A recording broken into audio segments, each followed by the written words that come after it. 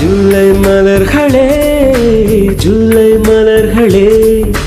உங்கள் எதிரியாய் ஒரு அழகி இருக்கிறாள் அவள்தான் அன்புள்ள எதிரி கொஞ்சம்